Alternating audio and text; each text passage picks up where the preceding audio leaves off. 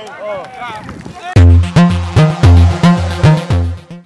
right, welcome back to Prep Sports Junkies here at StateChampsNetwork.com. We've taken a seat. We're going to kind of get into some real hot-button topic, a real hot-button issue. I'm Scott Bernstein along with the big fella Jeff Dulek. We're here every week breaking down the most pressing issues on the statewide prep sports landscape. Today we're going to talk about the transfer issue. I use the term issue with quotes around it because it's more than an issue. It's a full-fledged epidemic right now. There's been some of the media outlets that have touched on it in recent weeks. So Jeff and I are going to chime in with our 2 cents. Just to start off, it's kind of stating the obvious. The transfer problem in MHSA has gotten completely out of hand. It's all out and out free agency right now. If you just look at the state champs preseason rankings of our players, out of our top 10, we had 5 or 6 guys that had been at least on their second school. And if you broke it down into our watch list, which took the top 15 kids we were looking at, it's like 7 or 8. Right, yeah. So it's basically half of the best kids that we have, that we project here at State Champs as the best players in the state of Michigan. At least half of them, or almost half of them, are on at least their second school. Yeah. Some kids are on their third school. Arguably the number 1 player in the state, Dalen Hayes, who I'm a huge fan of in terms of what he's going to do on the football, he's on his 4th school. Right. So it's Jeff, what do we do? What's the result here? What's the remedy? I'm not sure that there is. I think there needs to be something to, and I know it's been attempted with all of these changes that the MHSA has made. But something has to be done to make sure that these are academically driven transfers, and I just have. And they're not. None of them are. None of them are. There might be 1%, if that are truly academically driven, because that's what goes into being a student athlete, and I think sometimes that's lost when it comes to coaching, or not necessarily coaching, but with players and parents and their what they have their sights set on, beyond. So, go ahead.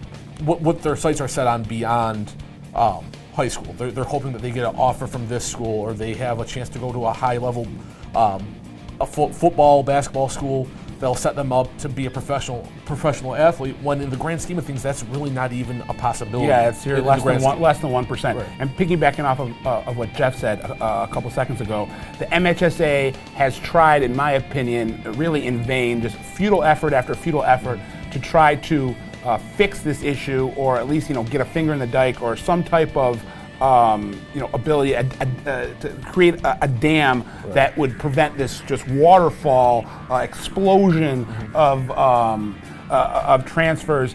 The most recent thing is this links rule that they put in. They announced it, I think, about a year and a half ago. It came into in effect, I believe, in 2015.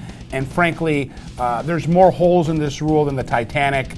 There's a million different ways to circumvent this rule. And I believe that the MHSA, when called out about all these loopholes, they agree there are a ton of loopholes, and that they can't monitor it. Yeah. And I have nothing but respect for Jack Roberts and JJ and Nate Hampton over at the MHSA, but I really think they need to make this more of a priority. So, and as we're trying to identify and analyze this issue, the transfer epidemic, what are some of the root causes? And Jeff and I have kind of identified, in our opinions, one of the things that has really exacerbated this situation is the emergence of 7-on-7s. You have kids playing, the 7-on-7s and the AAU basketball teams. With a darker side, just in the sense that it brings some of that negative AAU basketball mentality into football. Yeah, right. And these players either want to go and play for these coaches that they see during these 7-on-7s, or they want to go and play with these teammates that they have there. They develop these friendships and relationships, and they want to move these onto the high school level. People lose sight of just how enjoyable the high school atmosphere can be, and playing with your friends, playing high school sports with your friends that you grew up with, and kind of continuing that tradition that really has gone on for years and years up until this transfer epidemic's hit. There's too much stuff out there right now for parents and for kids, too much information out there for them to take in, and then so much of it is out of context. So you have a parent that really has no perspective, and they go online, and if their kids even remotely someone that's bound for college athletics, you're going to find stuff written about them. It's not like back in the day where only the top kids get written about. So if you're a marginal kid right now, you're going to be able to find stuff written about you, and then you have parents that really start to buy into this hype. I think that comes, like what you said, there's a lot that's being written. You know, you and I have both had blogs in the past. Bernie's Bites is now over at statechampsnetwork.com, and parents see these things, and they sit there and see somebody say that he had a great game or is a great player and should get more touches, and that immediately tells them to go and talk to the coach or expect more of a coach. Even when a team might be doing well, and when a team isn't doing well, it pushes them even more to do something about it when nothing is really needs to be done. But I know 2 specific incidents where heading into week 1 and then right after week 1, certain kids on relatively high-profile programs that were upset with either what happened in their position race leading into the season or what happened on the field that first week had reached out to other programs and you know, or their parents reached out to other programs and asked, you know, can we bring our kid over there right now? And if we bring our kid over right now, can he play immediately?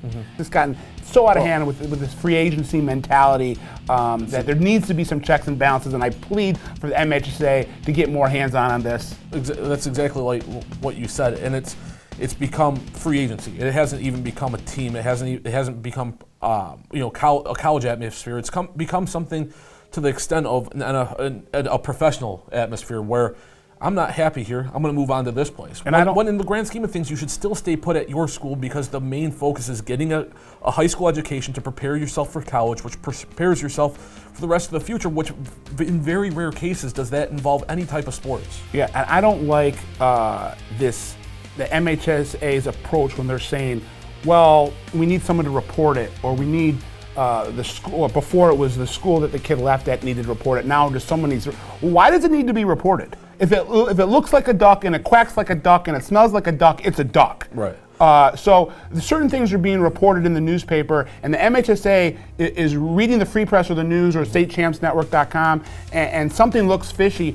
They should be able to investigate it. They should be able to, but my question as far as that's concerned has to do with maybe funding, being able to invest, you know, the proper money to give both sides a fair. It becomes such a problem right now. They need to get their arms around this thing quick.